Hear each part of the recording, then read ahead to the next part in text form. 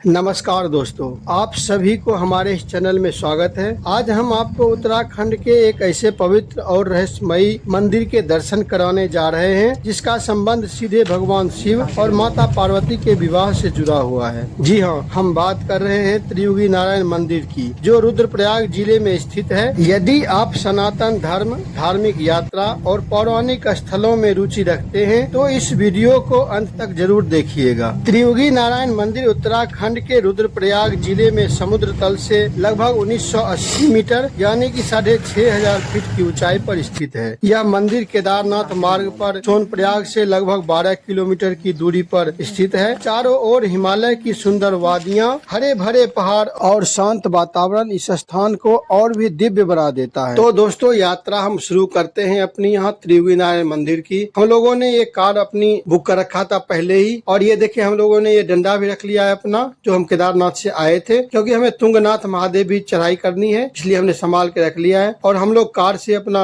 निकल पड़े हैं सफर पे। इस रास्ते में दोस्तों देखेंगे तो ये केदारनाथ जाने का मार्ग है, और इसी रास्ते से एक छोटी सी रास्ता ऊपर को जाती है त्रियुगी नारायण मंदिर के लिए। और इस रास्ते में आप देखेंगे तो काफी सारी भीड़ रहती है बसें और कारों की, क्योंकि यहाँ सोनप्रयाग में कभी कभी जगह नहीं मिलता है। दोस्तों, यह रास्ता देखिए कितना सुंदर है। दोनों साइड से ये हरे भरे पेड़ पौधे हैं, और एक साइड से देखें तो पहाड़ और दूसरे साइड से बिल्कुल खाई है। लेकिन फिर भी ये रास्ता देखिए कितना सुंदर लग रहा है। दोनों साइड से जो पेड़ के छांव है, ये बहुत ही ठंडापन यहाँ महसूस कर रहा है। थोड़ी धूप खिली हुई है। पहुंच चुके हैं अब त्रियुगी नारायण मंदिर के पास में। यहाँ पे हमने गाड़ी अपना ड्रॉप कर दिया है, और गाड़ी हमारी यहीं खड़ी थी, और हम लोग लगभग 50-100 मीटर यहाँ से पैदल चलना है त्रियुगी नारायण मंदिर के लिए। और यहाँ से जब पैदल निकले पहाड़ पे तो थोड़ी सी चढ़ाई थी, लेकिन हम लोग पहुंच चुके हैं त्रियुगी नारायण मंदिर के पास में, और यहाँ से 50 मीटर की दूरी है। और इस रास्ते से जब जाएंगे तो ये थोड़ा सा आगे जाके दाहिने साइड को मुड़ता है। यहाँ पे काफी सारी दुकानें हैं फूल माला की, यहाँ पर आप खरीद भी सकते हैं। और हम लोग भी यहाँ से थोड़ा सा आगे बढ़े, जब मुड़ रहे थे मेन मंदिर के तरफ, तो हमने भी यहाँ पे प्रसाद खरीदा। दोस्तों, यहाँ प्रसाद में प्रसाद तो मिलता ही है, साथ में यहाँ 2 मालाएं भी मिलती है। जो वरमाला होती है वैसे ही 2 मालाएं होती है। और हम लोग भी पता नहीं था कि ये मालाएं कहाँ होती है। मुझे लगा कि शायद ये भगवान को समर्पण किया जाता है, इस करके दिया जाता है। और ये माला लेके जब हम आगे बढ़े तो ये देखिए, ये है त्रियुगी नारायण मंदिर, जो कि थोड़ा सा नीचे पड़ता है। और हम लोग जहाँ से जा रहे थे ये थोड़ा सा ऊंचा है रास्ता। और ये मंदिर देखिए बहुत ही पुराना है। यहाँ की वास्तुकला को आप देख सकते हैं। त्रियुगी नारायण मंदिर की वास्तुकला काफी हद तक केदारनाथ मंदिर से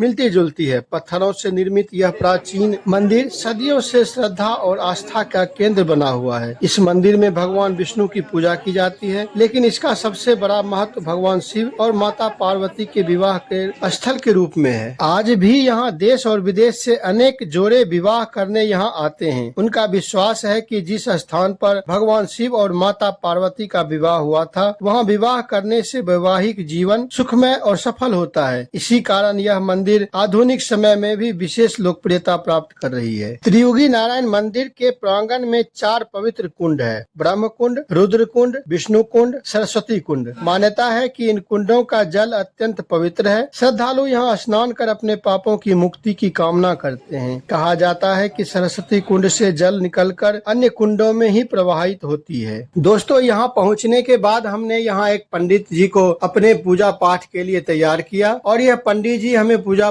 करवाने के लिए बैठ गए हैं। यहाँ पे जो भी जोड़े आते हैं उनकी यहाँ पे पूजा होती है, इसलिए इन्होंने मुझे से कहा कि आप सबसे पहले अपना हाथ और पैर यहाँ जो कुंड है इसमें धो ले, और यहाँ हाथ पैर धो के और थोड़ा सा ऊपर जल छिड़क ले। लेकिन यहाँ नहाया जाता है, लेकिन हम लोग नहा के आए थे घर से, इसलिए जल छिड़क लिए अपने ऊपर और चले दिए पूजा करने के लिए। हम लोग यहाँ पूजा करने के लिए आके बैठे। ये जो मंडप दोस्तों देख रहे हैं, मंडप शादी का मंडप है, और ऐसा माना जाता है कि यहीं पर भगवान शिव और माता पार्वती की शादी हुई थी। और इसमें पंडित का काम ब्रह्मा जी ने खुद किया था, उन्होंने ही यह शादी करवाई थी। और इसमें भगवान विष्णु माता पार्वती के भाई के रूप में माता पार्वती का कन्यादान भी किया था। और विश्व शिल्पी विश्वकर्मा जी के द्वारा बनाया गया यह मंडप आज भी देख सकते हैं। यह जो शिलालेख है, यह भगवान विश्वकर्मा के द्वारा बनाया गया है शिलालेख, और यहीं पे माता पार्वती और भगवान शिव का शादी हुआ था, जिसे कि आज भी आप देख सकते हैं। और यह अचल रूप से स्थित है। यहाँ देख सकते हैं, यह इतनी पुरानी हो गई है, घिस पिटसा गया है, लेकिन यह अभी भी ठीक ठाक है। यहाँ पे कम से कम हजारों जोड़े रोज यहाँ पे शादी करते हैं, नए नए जोड़े भी यहाँ पे शादी करते हैं। यहाँ पे हम लोगों ने भी बैठ के देखिए मंत्रोच्चारण करके, और जैसे पंडित जी ने बताया वैसे ही हम लोग यहाँ पूजा पाठ करते रहे। और यहाँ पे हमारी भी वरमालाएं हुई थी। ऐसा माना जाता है कि जो यहाँ शादी करते हैं उनका वैवाहिक जीवन सुखमय रहता है, इसलिए पंडित जी ने यहाँ हमारी भी शादी करवाई थी। और हमें जो माला मिला था 2 प्रसाद के रूप में जब हम खरीदे थे, हमने सोचा था कि शायद ये पंडित जी के द्वारा भगवान को समर्पण किया जाएगा, लेकिन यह वरमाला पति और पत्नी को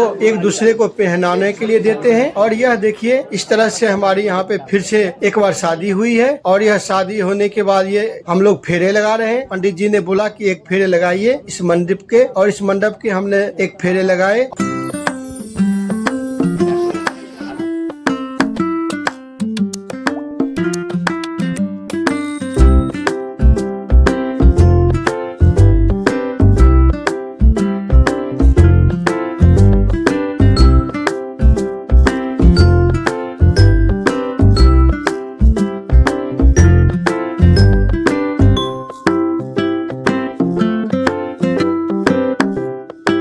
और फिर से यह जल लेके यहाँ पास में ही है भगवान गणेश जी का प्रतिमा, वहाँ हमने जाके जल चढ़ाया है। और जल चढ़ा के फिर आगे निकल पड़े हैं। और भी छोटे छोटे मंदिर जो है वहाँ देखने के लिए हमने पंडित जी को दक्षिणा दिया, और उसके बाद पंडित जी ने हमें आशीर्वाद दिए। और अब हम लोग आगे निकले हैं मंदिर दर्शन के लिए। देख सकते हैं यहाँ पे और भी कई सारे जोड़े हैं जो कि हमेशा यहाँ पे सवेरे से शाम तक शादियाँ होती रहती है। जो जिसकी शादी हो गई वो भी, और जो नए शादी करते हैं वो भी यहाँ आके अपने शादी करवाते हैं। यहाँ शुभ माना जाता है। और यह सब करते हुए देखिए अब हम आगे निकले हैं मुख्य मंदिर के अंदर। यहाँ फोटो खींचना सख्त मना है। यहाँ पे भगवान विष्णु की पूजा होती है। दोस्तों, त्रियुगी नारायण मंदिर केवल एक मंदिर ही नहीं बल्कि सनातन संस्कृति, आस्था और दिव्य प्रेम का प्रतीक है। मान्यता है कि विवाह के समय जो अग्नि प्रज्वलित की गई थी भगवान शंकर और माता पार्वती का विवाह में, वह आज भी यहाँ अखंड धुनी के रूप में जल रही है। इसी कारण इस स्थान का नाम त्रियुगी नारायण पड़ा, जिसका अर्थ होता है 3 युगों से विद्यमान भगवान नारायण। मंदिर परिसर में स्थित अखंड धुनी श्रद्धालुओं के लिए विशेष आकर्षण का केंद्र है। भक्त मानते हैं कि इस धुनी की राख को अपने घर ले जाने से वैवाहिक जीवन में सुख, शांति और समृद्धि आती है। हजारों श्रद्धालु यहाँ आकर धुनी के दर्शन करते हैं और आशीर्वाद पाते हैं। पंडित जी के बताए हुए अनुसार हम लोगों ने भी यहाँ धुनी में आहुति दी थी, और यहाँ से फिर हम लोग आगे निकल पड़े हैं। बात करें यहाँ आने की, तो यहाँ आने के लिए सोनप्रयाग से आसानी से वाहन उपलब्ध हो जाता है। सोनप्रयाग से त्रियुगी नारायण मंदिर तक सड़क मार्ग द्वारा पहुँचा जा सकता है। त्रियुगी नारायण मंदिर यात्रा के लिए सबसे अच्छा मौसम अप्रैल से जून और सितंबर से नवंबर तक का होता है। बरसात के मौसम में यहाँ भूस्खलन की संभावना ज्यादा रहती है, इसलिए सावधानी बरतना आवश्यक है। सर्दियों में यहाँ बर्फबारी का अद्भुत दृश्य देखने को मिलता है। यह स्थान भगवान शिव और माता पार्वती के विवाह के साक्षी के रूप में भी माना जाता है। यहाँ के अखंड धुनी 3 युगों से जलते रहने की मान्यता है। यहाँ के आसपास का प्राकृतिक सौंदर्य मन को मोह लेता है। यह स्थान धार्मिक और पर्यटन दोनों दृष्टि से अत्यंत ही महत्वपूर्ण है। दोस्तों, यदि आप केदारनाथ मंदिर यात्रा पे आ रहे हैं तो यह अद्भुत स्थल के दर्शन अवश्य करें। यहाँ आने के लिए आप सोनप्रयाग से 200 रुपए किराया लगेगा, आना और जाना दोनों होगा। उसमें